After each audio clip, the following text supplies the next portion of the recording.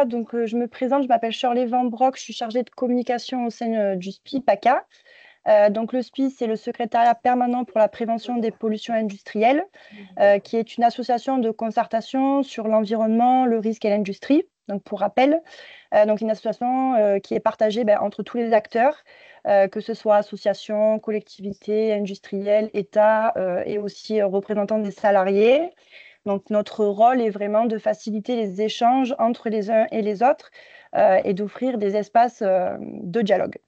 Donc, c'est dans ce cadre qu'on est ravis de vous accueillir aujourd'hui. Donc, ce webinaire est organisé dans le cadre du dispositif Réponse. Donc, pour rappel, Réponse, c'est recueillir les attentes et préoccupations des habitants et des usagers du territoire des 21 communes du Poitou-Letendert sur la qualité de l'air, pollution de l'air, afin d'y apporter des réponses concrètes. Donc, pour ce faire, Réponse réunit de façon pérenne et régulière l'ensemble des acteurs du territoire, donc comme sous le même format du SPI, associations, collectivités, États, industriels, salariés et experts, qui sont à même d'engager collectivement des actions pour répondre aux attentes et aux préoccupations exprimées par les citoyens. Donc, l'objectif de ces cafés-réponses qu'on organise comme aujourd'hui, c'est vraiment de discuter plus précisément sur une réponse apportée par un des acteurs qui est engagé dans la démarche. C'est un rendez-vous mensuel d'une heure qui a lieu tous les derniers mardis du mois, donc hors vacances scolaires, et en vidéoconférence. Donc, ces webinaires rassemblent aussi bien les acteurs du territoire que les citoyens des 21 communes. Et le sujet des cafés-réponses tourne de façon à faire parler vraiment chacun des acteurs qui viennent expliquer une de leurs actions. Donc, je vous remercie à tous pour votre présence aujourd'hui, pour ce nouveau café-réponse. Et aujourd'hui, donc, on revient sur une nouvelle attente exprimée par les citoyens quand nous sommes allés à leur rencontre sur le territoire. Donc, voilà, concernant l'évolution des émissions des polluants industriels, des pollutions atmosphériques sur les 21 communes du Poitou-Letendert et surtout son évolution. Donc, on a aujourd'hui avec nous, en tant qu'intervenant, Sébastien Massiot, qui est chargé d'action territoriale au sein d'Atmosud. Donc, il y aura, juste pour des questions techniques, 20 minutes de présentation et après, ensuite, 40 minutes de questions-réponses. Donc, pour information aussi, le webinaire est enregistré et sera disponible en replay sur le site du dispositif Réponse. Donc, si vous ne souhaitez pas y paraître, vous pouvez couper votre caméra. Concernant les questions, donc on me l'a dit, il y aura un espace à la fin de questions-réponses. Cependant, vous pouvez quand même dès à présent écrire vos questions dans le chat. On y reviendra à la fin. Vous pourrez intervenir et poser votre question en levant la main et je les prendrai dans l'ordre d'apparition. Donc, merci également de couper vos micros pendant la présentation. Et j'en ai fini. Je laisse donc la parole à Sébastien Massiot qui va donc nous expliquer plus en détail l'évolution des émissions de polluants atmosphériques du territoire. Oui, Sébastien, bonjour à tous. Ouais, tu m'entends, Oui, on Shirley? t'entend bien. Allez, super. Eh bien, regardez, bonjour à tous. Donc, je représente bien Atmosud et je vais vous parler effectivement, comme tu l'as dit, Shirley, de l'évolution des émissions de polluants atmosphériques. Alors, je vous ai fait une présentation, bien sûr. Voilà ou pas? C'est bon, Shirley, vous l'avez? Oui, c'est bon, parfait. Allez.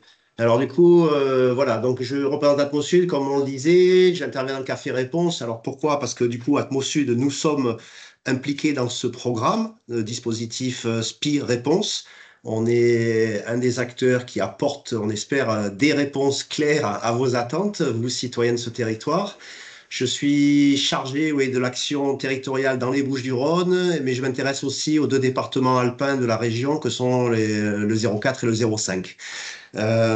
Bref, alors, hop, c'est parti.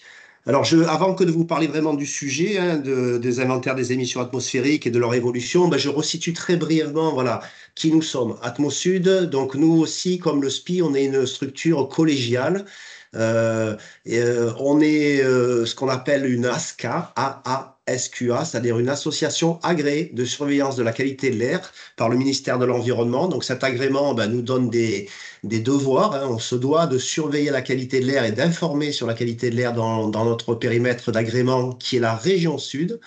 On est fédéré, donc des structures comme la mienne, il y en a autant qu'il y a de régions françaises, et chacune de ces structures est fédérée dans une fédération Atmo. Donc on fait le même travail, en gros, on a les mêmes moyens, les mêmes méthodes, et donc on peut comparer nos informations de la région Sud avec celles de Paris, par exemple, ou du Grand Est, ou peu importe, toute la France. Et de vous dire aussi que notre structure collégiale, donc du coup, comme le SPI, elle est constituée de 4 collèges. Donc il y a ce qui est les services de l'État, comme l'Agence régionale de santé ou la DREAL, par exemple, en font partie. Les collectivités, qui est un deuxième collège, la région Sud, par exemple, ou bon nombre de métropoles de notre territoire, comme la métropole Aix-Marseille-Provence, par exemple.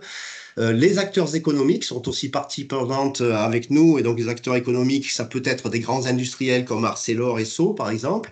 Ça peut être aussi des gestionnaires d'activités comme le Grand Port Maritime de Marseille ou les aéroports de notre région, Nice et Marseille. Et enfin, un quatrième collège d'importance aussi, association de protection de l'environnement. On y retrouve, par exemple, j'ai vu Daniel Moutet tout à l'heure, l'association ADPLGF ou France Nature Environnement. Bon, bref. Et donc, ces 4 collèges dirigent notre structure, la finance aussi, et le travail que l'on produit, nous, Atmos Sud, il est pour le bien commun. Hein, il n'est pas que pour ces 4 collèges, il est pour le bien commun, pour tous. On essaye de faire transmettre nos informations aux citoyens. Et juste de vous dire aussi qu'on est technique, et on est technique en interne, et puis quand on a des questions auxquelles on n'a pas de réponse, on est adossé à un laboratoire central de surveillance qualité de l'air, le LCSQA, où on y retrouve l'INERIS, le laboratoire national d'essai ou l'école des mines de Douai. Donc, à chaque fois qu'on a des questions sur comment mesurer un polluant, par exemple, avec quel matériel, ou des questions sur des méthodologies aussi, hein, comment faire une surveillance sur tel et tel composé, on peut s'appuyer sur cette compétence technique nationale. Alors, Atmos Sud, surveiller la qualité de l'air, informer. Alors, vous nous connaissez, je l'espère, beaucoup d'entre vous sur les mesures. Nous faisons des mesures là où vous vivez, là où vous respirez, pour donner de l'information sur les niveaux de polluants que vous respirez. J'espère que vous nous connaissez aussi pour des travaux de modélisation, c'est-à-dire qu'on rend compte de la qualité de l'air souvent au travers de cartes de pollution atmosphérique. Ça permet de décrire ce qui s'est passé hier, et ça permet aussi de prévoir sur les jours prochains ce qu'il y aura. On travaille aussi pas mal sur englober un peu la participation citoyenne dans nos travaux, alors notamment par le recueil de vos signalements de nuisances, des odeurs par exemple, mais aussi par le déploiement de capteurs citoyens. On l'a fait avec la métropole Aix-Marseille-Provence, par exemple, dans un projet DIAMS. On a participé à cela. Et puis, on le fait ces derniers temps avec la région et quelques associations comme France Nature Environnement ou ADPLGF, pour faire en sorte que les citoyens puissent se doter de matériel de mesure qu'ils peuvent mettre en œuvre dans leur environnement proche. Alors, vous nous connaissez pour de la mesure, de la modélisation, et vous nous connaissez peut-être un peu moins sur ce dont je vais vous parler aujourd'hui, sur ce que l'on nomme inventaire de polluants atmosphériques. Et donc, je vais vous en parler. C'est finalement donner accès à de l'information sur des quantités émises sur un territoire donné de polluants en lien avec différentes sources. Donc, c'est vraiment sur cet aspect d'inventaire des émissions de polluants dont je vais vous parler. Alors, pour faire simple, j'ai une slide mais très importante qui dissocie ce qui est l'émission de polluants, ce dont je vais vous parler aujourd'hui, de ce qui est les concentrations de polluants que l'on respire. Alors, les concentrations de polluants que l'on respire, comme je vous le disais, on a des stations de surveillance qui mesurent à Fos, à Martigues, à Istres, à Aix, à Marseille, à Nice. Donc, des stations qui sont implantées dans les rues des villes, non loin de l'industrie, dans des quartiers, tout ça, et qui renseignent en permanence sur les niveaux de polluants que nous respirons. Ces données de polluants, elles sont exprimées en concentration, c'est-à-dire c'est des microgrammes de polluants dans un volume d'air, un mètre cube, et sur un pas de temps horaire ou journalier. Donc, c'est des informations sur l'exposition que vous avez. Et ces niveaux de polluants que nous mesurons dans les territoires, à Fos, à Martigues, ils tiennent compte de tous les émissaires, c'est-à-dire les bateaux, les voitures, les industries, les volcans même, les vents des sables qui viennent du désert. Donc, quand on mesure des polluants en un lieu donné, ça ne dissocie pas ce qui vient de l'industrie ni de la voiture, ça prend tout en compte. Et finalement, c'est effectivement ce que nous respirons. Tout ce que nous respirons est pris en compte par ces mesures-là. Et donc, c'est pas ça dont je vais vous parler. Moi, je vais vous parler vraiment des quantités émises à l'atmosphère, c'est-à-dire le fait que nous soyons en capacité à vous dire, au départ d'un lieu, la ville de Fos, par exemple, quelles sont les quantités de polluants qui sont émises dans l'atmosphère. Et on peut vous dire aussi la part qui est liée aux voitures, celle qui est liée aux industries, et de voir aussi l'évolution de ces émissions. Et donc, ces données d'émissions, elles sont exprimées en quantité sur une durée. Ça va souvent être des tonnes sur une année. Tant de tonnes en 2021 à Fos de tels polluants. Et alors, pourquoi c'est dissocié, ces deux composés? C'est parce que, bien sûr, qu'il y a un lien entre ce que nous respirons et ce qui est émis, mais il n'y a pas un lien franc et direct. C'est-à-dire, par exemple, pour ceux qui connaissent Gardanne, il y a une centrale thermique qui a longtemps fonctionné au charbon et qui était un très très gros émissaire de polluants, notamment de dioxyde de soufre. C'était plus gros que tous les émissaires de l'étang de Berre, par exemple. Donc, au départ de Gardanne, il y avait des quantités astronomiques de polluants émis par cette source en dioxyde de soufre. Pour autant, puisque cette cheminée mesure de l'ordre de 300 mètres, 280 mètres, les niveaux de polluants que les Gardanais respiraient étaient relativement modestes, parce que les polluants émis par cette cheminée ne retombaient pas à Gardanne, mais retombaient un peu partout dans la région. Et donc, c'est très important que d'avoir ces deux notions qui ne sont pas tout à fait à relier. Quelles sont les quantités émises et quelles sont les quantités de polluants que nous respirons? Alors, du coup, je vous l'ai dit, je vais vous parler, puisque la question m'a été demandée, de parler des émissions, les polluants qui sont émis dans notre atmosphère. Alors, pour ce faire, nous, Atmosud, avons développé un outil qui s'appelle SIGAL. Et donc, quand vous aurez ma présentation, vous pourrez cliquer sur les liens qui vous conduiront directement vers cet outil. Cet outil SIGAL, il parle justement de ce dont je vous parlais, les émissions atmosphériques. Et ma présentation, du coup, je vais la faire sur les émissions atmosphériques sur ce territoire singulier qui s'appelle l'arrondissement d'Istres. Donc, c'est un regroupement de communes se trouvant autour d'Istres et c'est pile poil le périmètre du dispositif SPI Réponse. Donc, on est raccord. Alors, comment on peut donner accès à de l'information sur les quantités émises dans l'atmosphère? Alors, comme je vous l'ai dit, c'est autour d'un outil qui s'appelle SIGAL que les informations seront disponibles. Cet outil, il est développé au sein de l'ORECAN, l'Observatoire régional, et donc c'est avec un partenariat fort de la région sud, de l'ADEME aussi, hein, l'Agence de maîtrise de l'énergie et des services de l'État. Donc, c'est au travers de ce partenariat avec Atmosud que nous avons développé cet outil SIGAL. Les informations que nous donnons au travers de SIGAL, que ce soit clair, ce ne sont pas des mesures réalisées par Atmosud. Non, nous n'effectuons pas des mesures ni dans la cheminée d'un industriel, ni derrière un pot d'échappement d'une voiture, ni derrière un avion, ni derrière un bateau.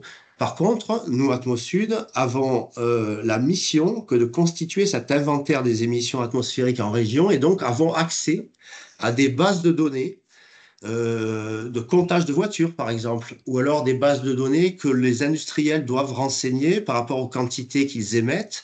Et on a aussi accès à des données d'information sur les forêts qui nous entourent, de quoi elles sont constituées, de chênes, de pins, et de là, on peut en déterminer finalement des quantités émises de polluants. On a des informations très fines grâce à un partenariat que l'on a noué avec le Grand Port Maritime de Marseille, qui nous permet d'avoir accès à des données de type de navire, de moteur, de durée d'escale, bien sûr, de ce genre de choses. Donc, bref, du coup, on collecte, Atmosud, collectons des données déclarées par beaucoup de sources. Les protocoles, les méthodologies que l'on met en œuvre pour vous donner accès à ces informations, c'est pas des méthodologies développées par Atmosud, c'est des méthodologies développées à l'échelle européenne, mondiale même, et française. Comment peut-on faire un recueil d'émissions atmosphériques? Eh bien, il y a des règles à suivre et nous les suivons scrupuleusement. Et quand il nous est possible de les affiner en local, parce que nous pouvons discuter avec le GPMM, parce que nous pouvons discuter avec Arcelor, et donc il est possible parfois que nous apportons un éclairage plus précis encore aux données basiques initiales.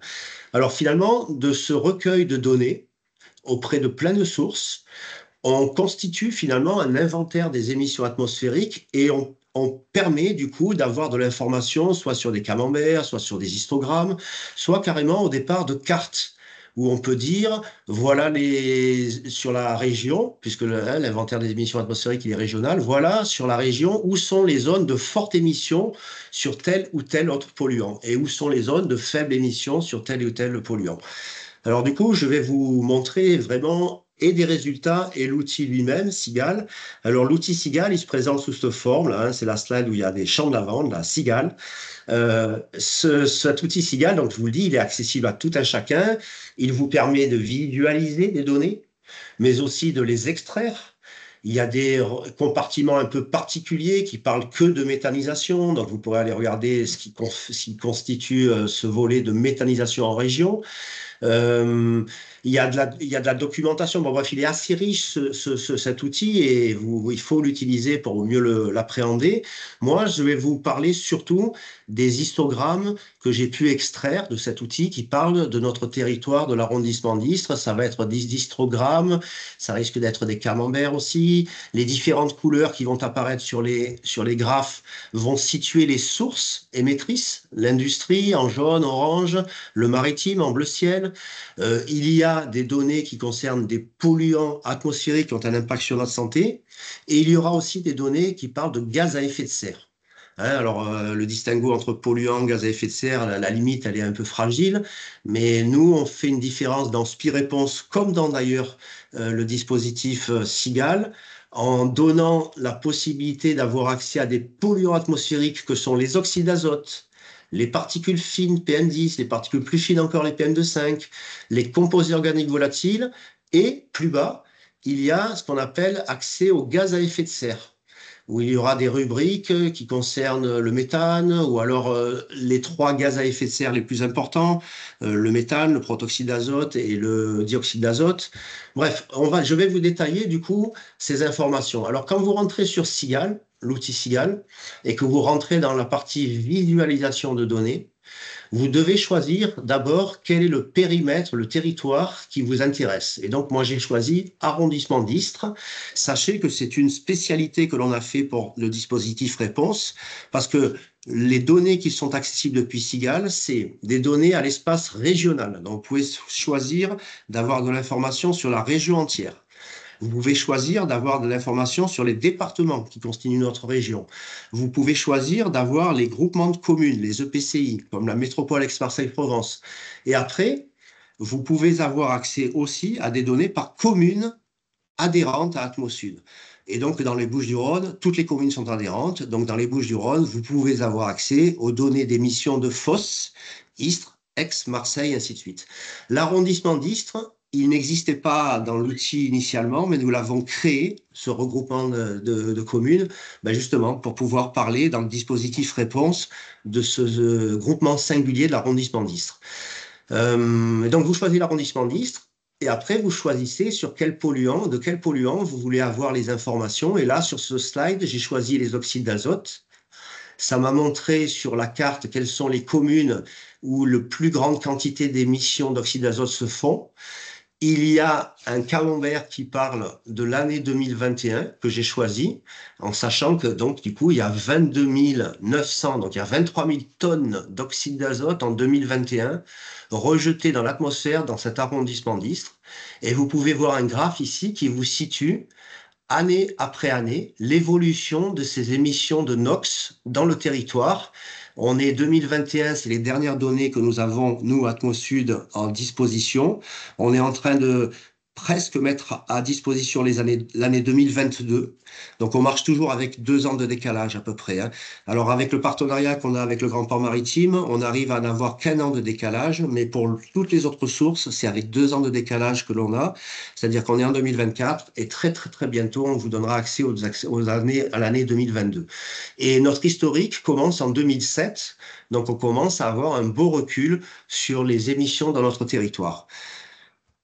Alors, juste un petit sujet, je ne vais pas m'appesantir sur le thème, mais sachez-le, ne soyez pas surpris, c'est que quand on vous donne accès à des données d'émission, il est possible de choisir d'avoir accès à des données d'émission suivant 3 formats différents. Il y en a un qui s'appelle le bilan territorial, donc ça va parler des émissions issues du territoire. Ce bilan territorial, il est vraiment à prendre quand vous voulez parler de polluants atmosphériques comme les oxydes d'azote, le benzène ou ce genre de choses. Par contre, il sera plus intéressant et même utile de prendre l'approche Scope 2 pour tout ce qui concerne les gaz à effet de serre. Bon, il y a des nuances, elles sont expliquées. Hein. Pourquoi bilan territorial, pourquoi Scope 2 et pourquoi un format PCAET. PCAET, c'est plan climat, air, énergie territorial. Et donc, il y a des collectivités qui se doivent de faire des bilans de leur plan climat du territoire. Et c'est là, et ça suit des règles bien précises. Et donc, on a un format très spécifique à ces actions de reporting du PCAET. Donc ne soyez pas surpris sur ces différents formats. Il peut y avoir des données un peu différentes, forcément. Ça révolutionne pas le sujet, hein, quand même, faut pas déconner. Donc, peu importe finalement hein, le format que vous choisissez, vous aurez peu ou prou les mêmes infos. Mais attention, il y a vraiment des codes bien singuliers. Alors, dans cet outil Sigal, il y a des points d'interrogation en plein de lieux qui vous permettent, en cliquant dessus, d'avoir accès à de l'information. Il y a un lieu où il y a aussi tout un tas d'explications précises données par nos techniciens qui ont fait l'outil et qui permettent de vous dire qu'est-ce que c'est un format PCAET, qu'est-ce que c'est un format Scope 2. Moi, en tout cas, je vais prendre de l'information à partir de bilan territorial pour tout ce qui est des polluants atmosphériques et je prendrai vraiment l'information issue du Scope 2 pour tout ce qui revêt des gaz à effet de serre. Et donc voilà, je vais vous parler, là, il va s'enchaîner 3, 4, 5 slides qui vont faire un point sur les quantités émises dans notre territoire de l'arrondissement d'Istres, suivant les différentes sources et pour plusieurs polluants. Alors, j'ai commencé donc par les oxydes d'azote. Les oxydes d'azote, les NOx, vous voyez rapidement que pour chaque année, il y a plusieurs sources qui contribuent à ces oxydes d'azote. Il n'y a pas qu'un seul émetteur qui fait des oxydes d'azote. Il y a en orange clair les industriels du type Arcelor, des cimentiers, des industriels pétrochimistes. Il y a en orange plus foncé les industriels faisant de l'énergie, comme les raffineurs par exemple. Alors bien souvent, moi je somme l'information du orange et rouge pour parler de la source industrielle au sens large. Et elle est donc du coup en oxyde d'azote, vous le voyez à l'œil nu, assez importante dans l'émission des oxydes d'azote année après année. Vous voyez aussi assez clairement le bleu ciel en centre d'écran. Et donc ça, c'est le sujet de l'activité maritime. Et donc elle est aussi pas négligeable en termes d'émissions d'oxyde d'azote dans l'atmosphère. Et enfin, du bleu plus foncé qui est le routier. Voilà les grandes sources en gros. Industriel, maritime, routier. Alors je m'imagine que c'est pas un scoop pour vous vivant dans ces territoires. Vous savez bien que dans ces territoires, il y a à la fois du routier, mais également du maritime et bien sûr une composante industrielle assez importante. Alors moi, ce que je peux vous faire part sur ces oxydes d'azote, c'est que, vous le voyez, la dynamique de l'émission atmosphérique, elle est à la diminution. Et donc, j'ai pu le quantifier. Il y a entre 2007, le première année où on a effectué un inventaire des émissions, et le dernier, 2021, 30% à peu près d'émissions atmosphériques d'oxyde d'azote en moins dans notre territoire, ce qui équivaut à 10 000 tonnes par an, enfin, sur 2021, en moins par rapport à 2007. Alors, je vous ai un peu donné des informations, par exemple, sur la source dite du transport, c'est-à-dire le bleu ciel et le bleu foncé, donc la route. Et en vérité, il y a les avions qui sont pris en considération aussi, mais les avions dans l'arrondissement d'Istres, alors il y a la base aérienne d'Istres, hein, dont acte, on a peu d'informations, sachez-le, on a assez peu d'informations là concernant. Et pour les autres avions qui passent dans l'arrondissement d'Istres, ils passent au-dessus de nos têtes, ils sont pas vraiment comptabilisés, quoi. Il y a assez peu d'informations de polluants comptabilisés liés à cette source aérienne dans cet arrondissement d'Istres, ce qui n'est pas le cas bien évidemment à Marignane, qui n'est pas le cas non plus à Nice. Alors, une diminution de 30% environ. La source des transports a baissé de l'ordre de 17% et c'est principalement la source liée au routier qui est à l'origine de cette baisse et le maritime, lui, est plutôt stable, c'est-à-dire qu'il y a eu des progrès faits et des réglementations faites sur cette source maritime pour amoindrir ces rejets, mais l'augmentation de l'activité a compensé un peu ces améliorations au point que, en matière d'oxyde d'azote en tout cas, l'arrondissement d'Istres et n'a pas trop, la source maritime dans cet arrondissement d'Istres n'a pas trop évolué dans ses émissions. La source des composés organiques volatiles non méthaniques. Donc, c'est une vaste famille à l'intérieur de laquelle on y retrouve le benzène, par exemple, le toluène aussi, donc beaucoup de composés organiques volatiles. Dans cette famille, les sources, vous le voyez à l'œil nu, la source industrielle y contribue grandement. Il ne faut pas oublier le verre qui vient d'apparaître, qui est la source naturelle, parce que les composés organiques volatiles, ben justement, les pins, les chênes, quoi, la végétation est susceptible d'en émettre aussi, des terpènes, ça s'appelle. Donc, c'est comptabilisé dans cette vaste famille. Sachez, hein, comme je vous l'ai dit, que tous ces composés et les différentes sources qui sont comptabilisées, elles sont réglementées, normées. Hein. C'est pas nous qui avons inventé une famille de composés, ni une famille d'émissaires. Le biologique doit être pris en compte, l'agriculture doit être prise en compte, les incendies de forêt en gris sont pris en considération aussi. Et alors du coup, concernant les composés organiques volatiles, vous le voyez sur les graphes, et je vous ai isolé des chiffres, il y a là aussi une baisse notable observée entre 2007 et 2021 de l'ordre de 56% de COV, de composés organiques volatiles non méthaniques, émis en moins dans notre territoire. Le monde industriel a joué son rôle par des actions qu'ils ont engagées eux, par la réglementation de l'État aussi qui les y a contraints, par des améliorations dans leurs process.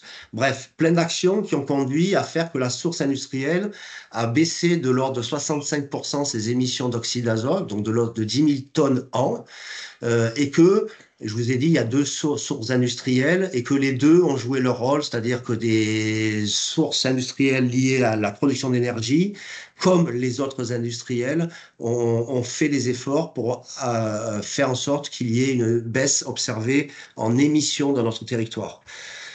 Alors, j'en ai plus que deux ou trois, hein, mais regardez, je vous parle là cette fois des particules et des particules plutôt fines, des particules de 2,5 micromètres de diamètre, donc des relativement fines. De voir que là aussi, il y a une amélioration de l'ordre de 70% entre 2007 et 2021. Ça équivaut à 3000 tonnes en moins, 3500 tonnes, que tous les acteurs ont fait des efforts, donc la source transport, qu'elle soit maritime ou routière, a baissé de l'ordre de 67% ses émissions, que le monde industriel a lui aussi baissé. Et en vérité, dans ce sujet-là, des particules PM2,5, une source importante et qui est des fois négligée en termes de contribution de polluants à l'atmosphère, c'est la source du chauffage. Ça s'appelle le résidentiel, hein, c'est le rouge qui vient d'apparaître sur le graphe, c'est-à-dire que le résidentiel, alors ça paraît toujours surprenant pour des territoires comme le nôtre où il y a des grosses sources industrielles, maritimes et routières, mais c'est une réalité que de constater, que de dire que dans l'atmosphère, les émissions de particules PM2,5 qui sont faites dans nos territoires sont aussi, et grandement même, liées à la source résidentielle. Et dans le résidentiel, c'est le chauffage et le chauffage au bois. Et cette source-là, du coup, dans notre arrondissement d'Istres, ben, elle a stagné, voire même, on pourrait dire, elle a augmenté. Alors moi, je dis stagné parce que ça reste 100 tonnes en plus, alors qu'il y a des sources qui font des 600 tonnes, des 2000 tonnes, mais en chiffre brut, elle a augmenté de 41%. On s'est doté de chauffage de plus en plus et on a augmenté, du coup, les émissions atmosphériques de PM2,5 au départ de notre zone. Et enfin, j'en finis avec, me semble-t-il, j'en finis avec un polluant emblématique de notre territoire d'Istres, l'arrondissement d'Istres, c'est le dioxyde de soufre. Donc, c'était un polluant qui était émis en des quantités astronomiques et qui générait des niveaux dans l'atmosphère importants aussi, avec des dépassements de seuil assez fréquents dans les années 2003-2004. Et donc, de dire que sur ce composé dioxyde de soufre, oui, il y a eu des grandes améliorations dans le territoire, avec de l'ordre de 85% d'émissions en moins. 50 000 tonnes environ de SO2 émis en moins dans l'atmosphère. Et donc, les gros émetteurs qui étaient le monde industriel a fait ce qu'il convenait pour en émettre au moins. Là aussi, des réglementations, des initiatives d'industriels qui ont changé leur mode de combustion, du fuel vers le gaz la plupart du temps. Je vous l'ai dit, la réglementation plus sévère. Et n'oublions pas aussi donc la source transport. Et l'on voit que dans les années 2007 et 2010 encore, la source maritime était un émissaire non négligeable, on va dire, en dioxyde de soufre. Il existe toujours, hein, cet émissaire, on le voit toujours, mais il est devenu un peu plus faible lui également. Euh, ah oui, alors ma dernière slide, et j'en finis Tu, vraiment là, je vous tu ai peux, dit, je veux... Oui, dis-moi, Charlie, c'est l'heure de tu se peux terminer? conclure, s'il te Ouais, plaît, c'est ça. Sébastien. Alors, Ouais, regarde, je vous parle des ok. gaz à effet de serre. Donc, les gaz à effet de serre, parce que je vous disais, il vous est donné accès à des polluants, mais il vous est donné aussi accès à des gaz à effet de serre. Là, je vous ai pris un seul graphe qui est les trois gaz à effet de serre les plus importants mis en équivalent CO2, donc le méthane, le protoxyde d'azote et le CO2, pour dire en gros que le territoire de l'arrondissement d'Istres, ben, à mon avis, il est plutôt stable. On y note certes une petite diminution chiffre à la pluie de 20%, mais il est relativement stable. Et Shirley, regarde, mon slide de conclusion, elle est vraiment là, c'est-à-dire je vous ai repris l'information, c'est-à-dire que moi, ce que je veux que vous conserviez à l'esprit, et c'est une réalité, les quantités de polluants émis dans notre atmosphère, dans l'arrondissement d'Istres, et c'est une réalité aussi dans l'autre territoire de la région, diminuent. Il y a une réelle diminution des polluants. Et je vous les ai résumés ici, 85% moins de soufre, 60% de COV, ainsi de suite, les gaz à effet de serre plutôt stables, et de rester aussi dans l'idée que cet arrondissement d'Istres, bien qu'il s'améliore en émissions, constitue toujours une part importante des émissions de la région sud. Par exemple, c'est toujours 70% du soufre émis dans la région sud. C'est toujours de l'ordre de 34% des oxydes d'azote émis de la région et c'est toujours de l'ordre de 43% des gaz à effet de serre émis dans la région. Bref, ça diminue. On reste quand même un territoire à forte émission. Voilà, Charlie, mes grandes lignes sont Super, je données. te remercie. Juste si on peut revenir sur la slide qui parle des composés organiques volatiles, parce que c'est vrai qu'il y a sur la droite Indus Prod Énergie à plus 59%. Ah, Si tu peux ah juste. ouais, c'est une erreur, c'est moi. Ouais, tu as bien fait. C'est Ok, moins, il moins. C'est moins, moins. Je l'ai fait un peu hâtivement hier, c'est moins, moins. Ouais. n'y a Pardon. pas de Ouais. souci. C'est juste pour répondre à la question de Monsieur Duval, du coup, donc c'est bien moins 59%. Ouais, pardon. Ouais. Je vais prendre les deux premières questions dans le chat et après je vous donnerai la parole à les personnes qui ont levé la main. Donc nous avons plusieurs questions, donc je te propose de lire une Ouais. question et d'y répondre à chaque fois. Donc de Maxime qui est habitant de Carreau-la-Couronne. Oui. Et donc il dit que de ce fait, ils sont directement exposés aux émissions de la zone de l'Avera lors d'épisodes de Mistral. Atmosud dispose d'une station à l'Avera, mais de par son positionnement, il ne couvre pas Carreau-la-Couronne lors du Mistral. Donc, les quelques questions, c'est donc une étude ponctuelle de suivi des niveaux de COV à Martigues-Ponto a été menée fin 2022. Pouvez-vous vulgariser ces conclusions? Oui. Très bien. Alors voilà. Alors, bon, je vais répondre, mais normalement, c'est hors scope d'aujourd'hui, parce que là, on parle de Mm, polluants respirés, de concentration de polluants. Alors que là, la question qui était posée, c'est les quantités émises. Alors regardez, à Carreau, donc on a une station à la Vera, effectivement, qui ne renseigne pas sur l'exposition des gens vivant à Carreau à la Couronne. On a eu pendant longtemps une station à la Couronne, on l'a plus en ce moment, et on a fait effectivement en 2022 une mesure à Ponto, donc en allant en direction de Carreau, qui mesurait les COV. Alors ce que ça a montré, c'est que oui, quand il y a Mistral, effectivement, les rejets de la plateforme de la Vera vont bien vers ce territoire de Carreau, Couronne, mais ça on le savait depuis longtemps. Alors l'étude 2022, elle a montré que on y trouve au niveau de Carreau, c'est pas Carreau en vérité, ça s'appelle les Laurons, donc une calanque bien avant Carreau, au Lauron, là où on a mesuré, on a fait nos mesures.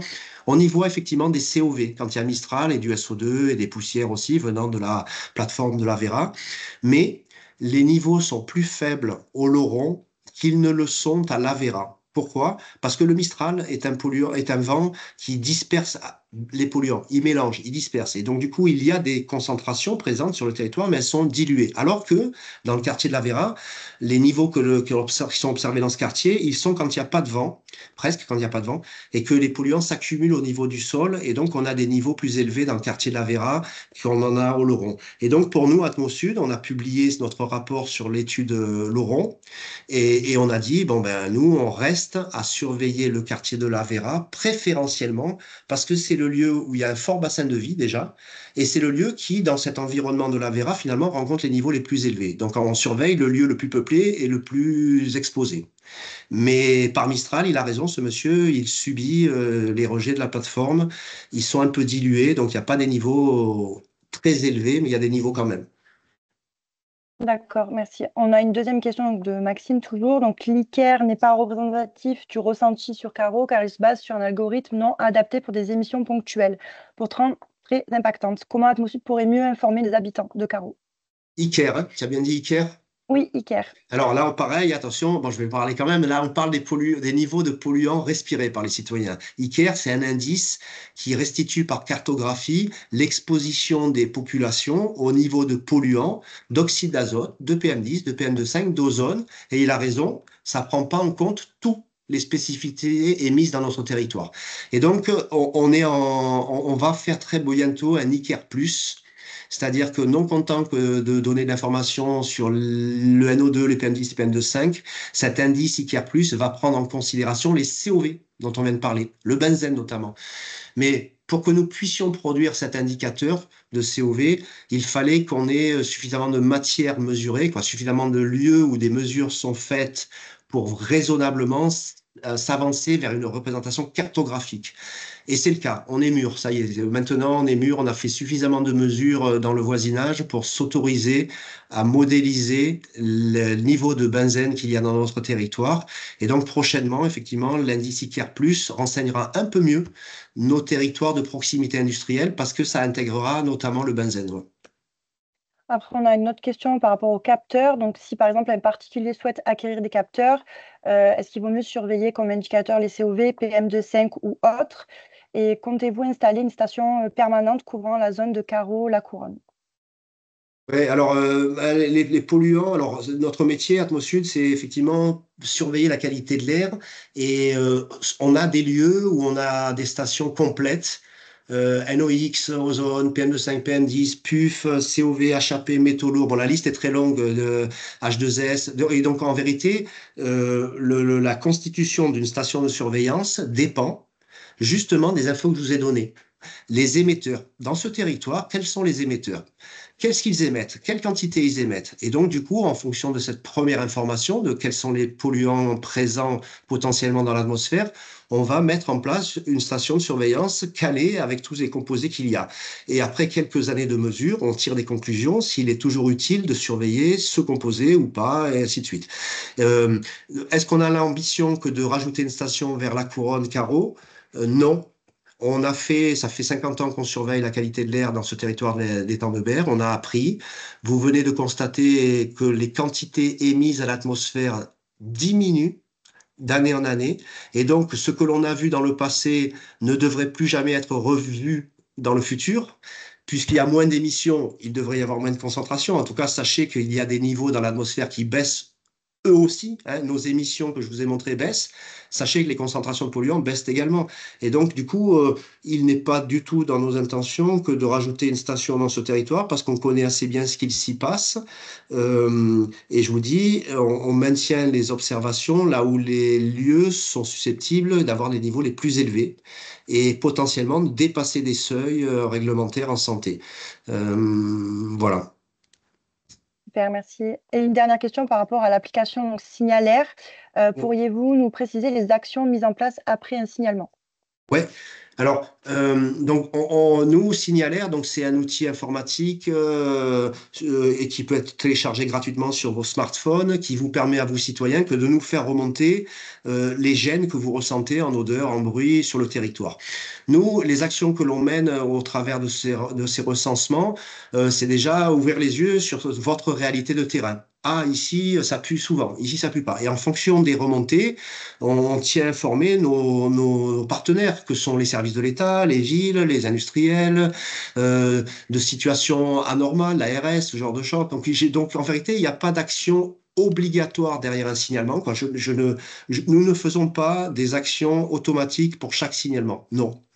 Mais par contre, si beaucoup de signalements viennent à apparaître à un jour donné, on en est informé. Et de là, en fonction de notre connaissance de terrain, en fonction des niveaux de polluants que l'on y mesure, en fonction des informations que l'industriel laisse sur Allo Industrie, par exemple, aujourd'hui, nous avons un incident sur la plateforme, ben toutes ces informations, on peut faire une actualité qu'on pousse au préfet, monsieur le préfet, aujourd'hui, à Carreau, il se passe quelque chose, il y a 80 personnes qui se plaignent, la plateforme de la Vera nous dit avoir un problème, puis nous, on mesure des niveaux de benzène. Bon, bref, du coup, moi, je peux pas dire qu'il y a une action obligatoire derrière chaque signalement. C'est faux, hein, c'est pas vrai. Il y en a pas d'action. Mais ce qui est sûr, c'est que pour nous, c'est très intéressant que vous nous fassiez remonter des infos parce que ça nous permet d'avoir plus de poids dans nos actions d'information et d'action de réduction des nuisances qu'il peut y avoir. Voilà, donc je vous incite vraiment à continuer à nous donner ces informations. Ça participe vraiment à faire que les situations s'améliorent, peut-être pas dans l'instantanéité, mais dans le chronique. Hmm. Mais ça Merci peut, hein, beaucoup. Shirley, ça peut aussi Mm. donner lieu à des actions immédiates aussi, hein. Il y a pu y avoir quelquefois des signalements et qui ont, par exemple, les signalements qui se sont fait jour à Saint-Chamas, là, en 2022, je crois, ça nous a alerté immédiatement sur le fait qu'il y avait un truc anormal. Et de fil en aiguille, on a trouvé qu'il y avait une personne qui stockait des déchets un peu n'importe comment, qui était en train de brûler. Bref, le préfet a pris des actions en lien avec les signalements qu'on lui a fait remonter, c'est-à-dire en lui disant, mais oui, il y a énormément de gens qui se plaignent, qui ont des nausées et tout ça, donc ça peut donner lieu à des actions en direct, immédiates aussi, mais pas obligatoirement. Super, merci Sébastien. Une autre question de Charlène Maillot. Donc, avez-vous des territoires pour comparer ces chiffres de diminution? N'est-ce pas une tendance nationale ou régionale? La tendance est-elle plus marquée ou moins marquée que sur d'autres territoires? Oui, alors regardez, c'est vrai, c'est bien. Alors du coup, Sigal, l'outil Sigal, je vous l'ai dit, il est régional. Donc je pourrais comparer les chiffres que je vous ai présentés sur l'arrondissement d'Istres avec le territoire de la métropole Aix-Marseille-Provence, bon, qui englobe ce territoire, ou alors avec Nice et tout ça. Et donc vous avez raison, madame, il y a une tendance nationale à la diminution. Et après, il y a des spécificités sur chaque territoire. Il y a des territoires qui ont stagné en voiture, quoi, qui ont peu baissé au niveau de la voiture. Il y en a d'autres qui ont un peu plus baissé. Euh, et donc, c'est à vous que de regarder vraiment. Nous, on vous donne accès au travers de Sigal à une vision régionale, au moins, commune par commune, ou groupement de communes. Et après, il existe un organisme qui s'appelle le CITEPA, qui fait foi au niveau national et qui, lui, vous donne des informations au niveau national sur les mêmes composés, c'est-à-dire que le CITEPA, il fait l'inventaire des émissions atmosphériques au niveau national. Nous, on l'a déconvolu ce signal en région, mais donc, du coup, entre notre outil Sigal qui vous donne du relatif par la région et le CITEPA, vous pourrez avoir une vision plus comparative entre notre territoire et d'autres lieux. Mais dans votre question, je me dis, moi, que j'aimerais bien avoir des données de Rouen-Le Havre, par exemple, qui est un territoire qui nous ressemble un peu, c'est-à-dire urbain, routier, maritime, industriel. Et je ne sais pas si on se situe mieux, moins bien ou pareil que. Donc je vais réfléchir à demander à mes collègues de Rouen-Le Havre s'ils pourraient me donner des informations pour qu'on se compare à ce territoire-là. Nous allons prendre la question donc, en direct de Monsieur Bocognano. Si vous voulez bien poser votre question, vous avez levé la main. Oui, bonjour. Je suis chargé de la transition écologique et de la RSE au GPMM, donc c'est pas véritablement une question, c'était plutôt une remarque Un par complément. rapport à ce qu'a présenté Sébastien concernant les NOx. Donc en fait, entre 2007 et aujourd'hui, le trafic maritime a baissé, hein, contrairement Ah, à ce que j'ai entendu, hein. En 2007, on était à peu près à 100 millions de tonnes de trafic et aujourd'hui, on est plutôt autour de 75.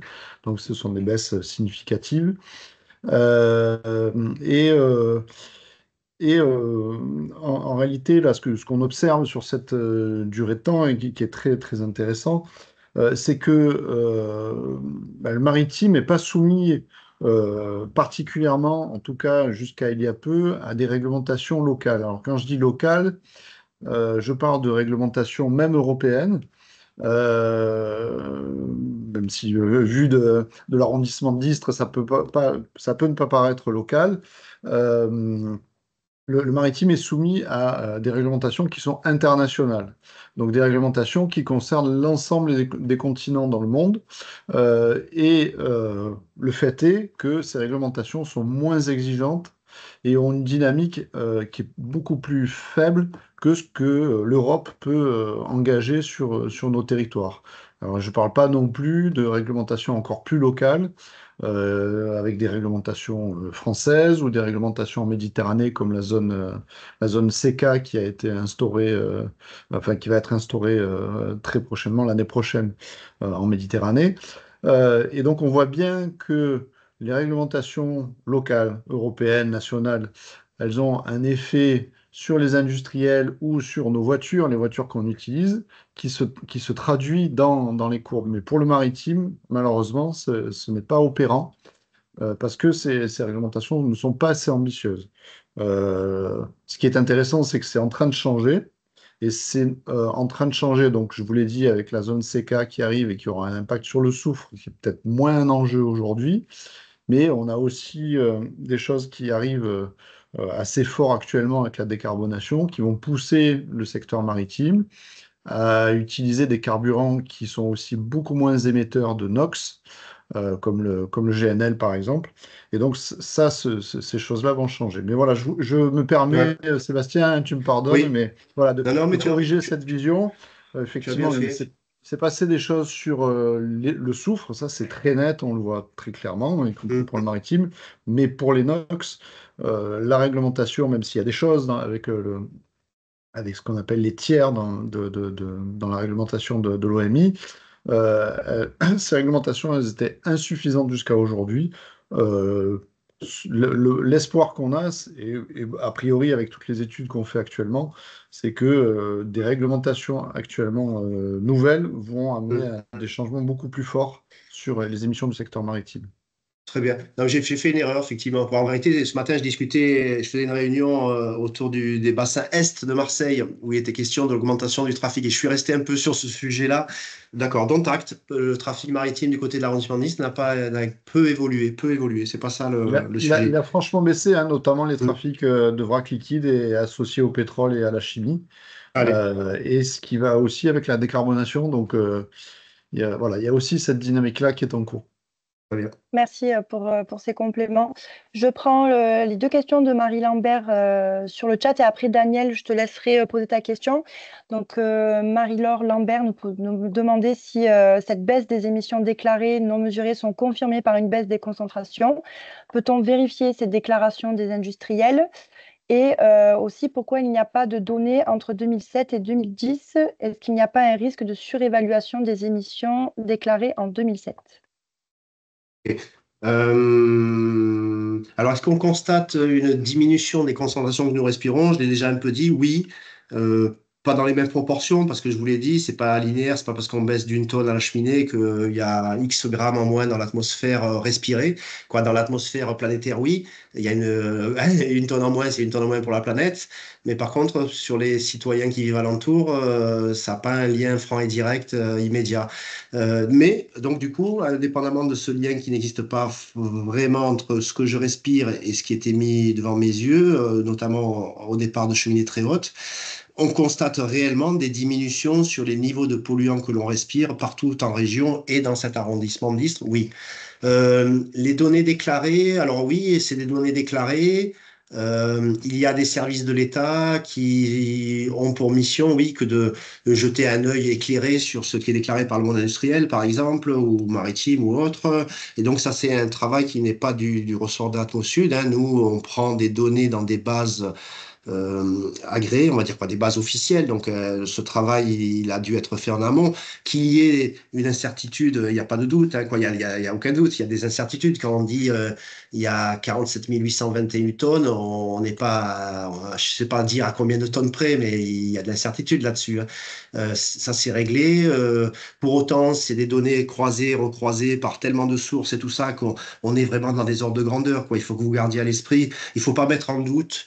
Voilà, il ne faut pas mettre en doute les ordres de grandeur ni des sources individuelles, ni des sources des unes par rapport aux autres.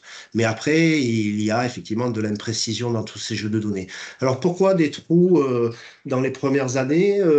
Très honnêtement, je ne saurais pas dire. Patricia, qui est ma collègue de travail, je ne sais pas si tu es là, Pat, mais si tu as des infos, moi je n'ai pas d'infos de pourquoi on a un trou en 2008-2009. Après, est-ce qu'on ne surévalue pas en 2007 par rapport à maintenant? Sachez, et c'est quelque chose que j'ai pas dit, c'est que quand les gens qui chez nous font cet inventaire des émissions atmosphériques, et ils sont de l'ordre de 4 personnes à peu près, quoi, environ, donc c'est pas anecdotique, hein, il y a vraiment des gens qui travaillent toute la journée sur cela. Quand on fait un inventaire 2022, par exemple, ils font l'inventaire 2022, si de nouvelles règles s'impose à nous pour évaluer telle source, tel truc, si de nouvelles données nous sont permises, quoi, nous sont données, on a accès, on recalcule tous les inventaires des émissions antérieures. C'est-à-dire que ne soyez pas surpris si un jour, en 2023, vous ne retrouvez pas tout à fait les informations que je vous ai données aujourd'hui. C'est parce qu'elles se seront affinées, améliorées. Et donc, si jamais en 2022, en 2023, on a de l'amélioration apportée à notre inventaire, on le reproduit sur toutes les années. Autrement dit, 2007, quand on a fait l'inventaire 2010, on s'est re-questionné sur 2007. Quand on a fait l'inventaire 2012, on s'est re-questionné sur 2007-2010. Bon, ainsi de suite, ainsi de suite. Donc, les données de 2007, elles sont pas plus, elles sont incertaines, elles ont une incertitude, certes, mais pas plus que les années d'après. Voilà. Merci beaucoup, Sébastien. Daniel, je te laisse poser ta question ou faire ta remarque. Oui, bonjour tout le monde. Je souhaite revenir sur les données que tu parlais, Sébastien, du chauffage à bois sur le tertiaire et la diminution de SO2 que tu viens de parler, parce que d'abord, le chauffage à bois, on est une région ou un canton, on va dire, qu'on utilise de moins en moins le bois. Il y a beaucoup de gens qui avaient des cheminées normales qui ont maintenant des poêles à pellets, des poêles à bois qui émettent beaucoup moins. Il suffit d'avoir à côté du préleveur au carabin une cheminée qui donne sur le préleveur et on va dire qu'il y a énormément d'émissions de bois. Non, je dis que non, on ne peut pas se fier à ça alors que tout le monde le voit, tout le monde le dit. Ici, il y a beaucoup moins d'émissions de sources de bois. Ouais. Bien sûr, dans la Drôme, dans le Vaucluse, tout ça. Là, oui, je suis d'accord. Mais regarde, en fait, Daniel, regarde, Daniel, c'est pas là, hein, je te le redis, c'est pas la mesure faite à Fos-Carabin qui me permet de dire s'il y a des particules PM2,5 dans mes graphes. Là, les données que je fais figurer sur la slide, que j'espère vous voyez toujours, PM2,5, et qui mentionne une part rouge liée au résidentiel et qui est à peu près constante dans le temps. C'est lié, Daniel, ces informations, c'est lié à des bases de données qui me disent qu'à Istres, il y a, je ne sais pas combien de pourcentage de gens qui ont du chauffage en bois. À Fos, il y en a 3. À Berre, donc c'est une comptabilité. C'est des, comment on appelle ça, c'est des sondages qui ont été faits sur les populations de quelle source de combustible utilisez-vous. C'est aussi des données en lien avec les stères de bois achetés par territoire. Bon, c'est plein de données qui permettent de dire qu'en ce territoire de l'arrondissement d'Istres, il y aurait X sources de chauffage au bois et que ces X sources, il y en a des flammes vertes, une étoile, deux étoiles, toi, et c'est des clés de répartition qui font dire que de ce territoire, il y a quand même des émissions liées au résidentiel et au chauffage au bois. Daniel, c'est des sources, regarde, c'est des données vraiment que nous récupérons de différentes sources. Moi, je les remets, quoi, tu vois. Alors, ton avis qui est de dire on se chauffe de moins en moins au bois, c'est peut-être vrai, c'est sans doute vrai dans ton entourage, dans ton voisinage. Là, il semblerait que dans cet arrondissement d'Istres, c'est pas en explosion non plus, hein, faut pas déconner, mais ça se maintient, quoi. C'est une source qui se maintient et qui, ça c'est sûr et certain, la science dit assurément que brûler du bois fait des particules fines, relativement fines dans l'atmosphère des PM2,5. Et donc, il y a des calculs qui permettent de dire tant de foyers, tant de composés, tant de polluants émis. Mais c'est pas nos mesures, hein, Daniel, c'est pas nos mesures à Fos-Carabin et tout ça qui me permettent de dire ça. Moi, les mesures à Fos-Carabin, ce qu'elles ont permis de dire, Daniel, garde-le quand même, c'est que il n'y a pas si longtemps, tu sais, on a installé une station aux terminaux containers, une station de mesure aux terminaux containers. Et il n'y a pas bien longtemps, on avait fait une mesure là où Carbone Solar doit s'implanter, quoi, pourrait s'implanter. Et donc, la mesure à Carbone Solar avait montré qu'en PM2,5, il y avait des niveaux plus faibles en ce lieu en hiver qu'il n'y en avait dans la ville de Fos-sur-Mer. En été, c'était les mêmes niveaux. Les deux lieux avaient les mêmes niveaux en PM2,5. Et en hiver, la ville, Fos, avait des niveaux plus élevés que la zone GPMM où il n'y a pas vraiment de chauffage au bois. Et donc, ça confirmait un peu ce qu'on dit tous, quand même, Daniel. Les sources de chauffage au bois font des PM2,5 dans l'atmosphère, vraiment. Et en hiver, tu le vois clairement, Fos est plus élevé que ce qui se passe au GPMM, alors que l'été, c'est à peu près pareil. À la rigueur. Je voulais revenir au COV que tu Ouais. as montré tout à l'heure. Bon, franchement, on ne voit pas de diminution sur le résidentiel, absolument pas, ni d'augmentation d'ailleurs. Hein. Oui, l'industrie, Oui. ça a eu quelques pointes, mais ça a été en diminution. Aujourd'hui, ce n'est pas flagrant depuis quelques années. Hein. Mais ce qu'il y a de flagrant, c'est la production d'énergie, elle diminue de jour en jour. Bon, je me demande comment ça diminue par rapport à quoi. L'explication de pourquoi, alors tu as raison, donc il y a une stabilité dans les COV ces dernières années, là, ces derniers inventaires des émissions atmosphériques qui nous disent qu'effectivement il y a à peu près les mêmes quantités émises dans notre territoire. Tu dis la production d'énergie, l'orange baisse plus. Pourquoi il baisse plus dans ce territoire? Est-ce que j'ai l'info? Non, j'en sais. Ah oui, regarde, dans production d'énergie, dans le carré orange, dans production d'énergie, dans l'arrondissement d'Istres, il y a les raffineurs. Donc Esso, Petroineos et Total. Et donc, ils ont fait, ces gens-là, ces trois émetteurs, continuent à faire des efforts pour juguler leurs émissions de COV à l'atmosphère. Il y a eu en 2019, par exemple, des arrêtés préfectoraux qui leur intiment l'ordre que de mieux surveiller, mieux juguler, changer tout ce qui fuit beaucoup plus fréquemment qu'ils ne le faisaient. Et donc, voilà, ça diminue parce que des actions sont mises en place en ces territoires. Alors, pourquoi le jaune baisse moins? Le jaune, lui, par contre, c'est des Arcelor, qui à Carneos, il y a plein de gens comme ça à l'intérieur. Peut-être qu'ils ont moins d'action. Je n'ai pas l'explication très. Il faudrait les regarder individuellement. Mais voilà. Après, tu as vu, toi, effectivement, que le résidentiel en rouge ne bougeait pas tant que ça. Effectivement, il ne bouge pas tant que ça en termes de COV. Il continue, lui, cette source résidentielle, continue à en émettre à peu près dans les mêmes quantités qu'il en émettait. Mais par contre, voilà, l'information fondamentale, Daniel, elle est quand même qu'il y a moins de COV dans notre atmosphère, émis dans notre atmosphère, en tout cas, qu'il y en avait en 2007 et même en 2010. Mais une stagnation ces dernières années, dont acte. Ok, merci. Merci beaucoup, Sébastien. Alors, il nous reste 1 minute. On va essayer de prendre les 2 dernières questions, si possible. Donc, on retourne aux côtés de la couronne carreau avec une question donc, de monsieur ou madame, excusez-moi, je n'arrive pas à avoir le prénom, mais de Boudou. Qu'en est-il de l'observation d'habitants de la couronne carreau donc, concernant une pollution atmosphérique nocturne récurrente, surtout en période hivernale. De même que, qu'en est-il de l'impact sur ce même territoire des épisodes de torches observés sur le site pétrochimie de la Vera, censés être exceptionnels, mais qui sont finalement quasi quotidiens. Car finalement, aucune station atmosphérique n'étant installée sur ce territoire, situé sous le vent dominant, il nous est très difficile, en tant qu'habitants, de faire connaître objectivement cette réalité et de fait de réfléchir à des actions pour y remédier. Ouais. Alors, pollution nocturne en ce territoire. Alors, la plupart des émetteurs, les émetteurs industriels, en tout cas, voilà, peut-être pas la route, non, on dort la nuit.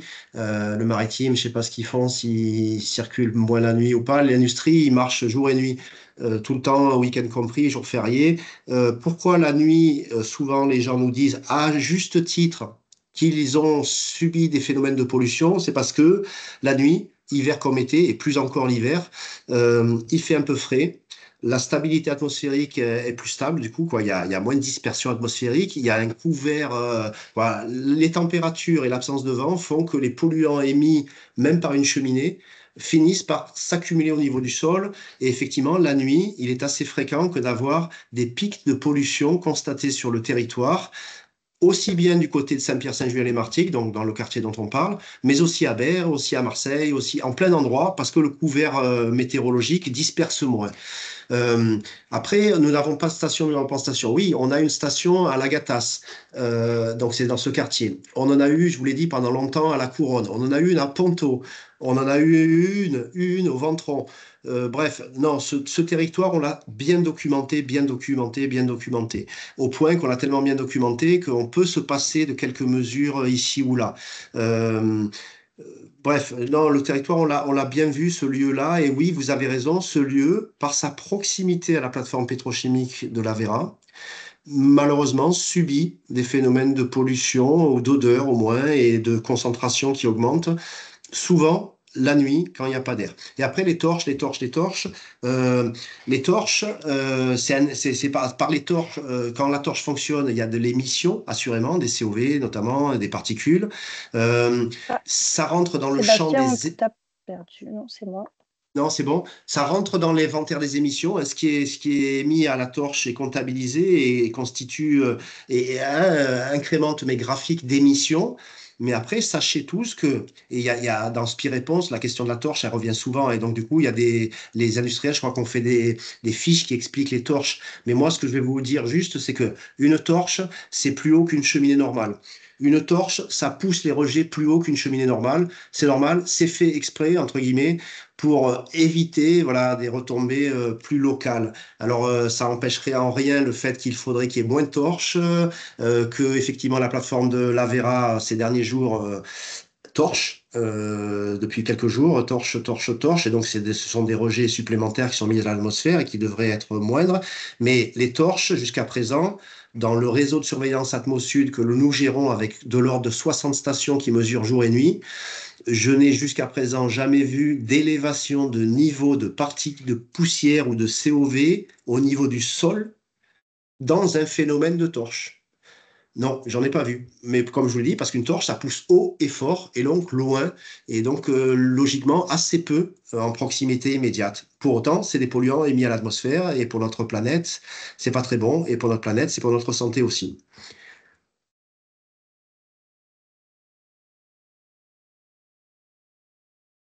Charlie?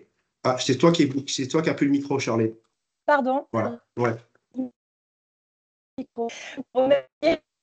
On avait un peu passé le temps imparti entre guillemets pour la réunion. Donc voilà, je te remercie énormément de toute ta clarté et les réponses apportées. Donc voilà, il faut quand même garder après ta présentation à l'esprit qu'il y a quand même une grande diminution des émissions polluants atmosphériques et ça c'est quand même une bonne nouvelle. Donc, je vous ai mis dans le chat le lien vers le questionnaire de satisfaction.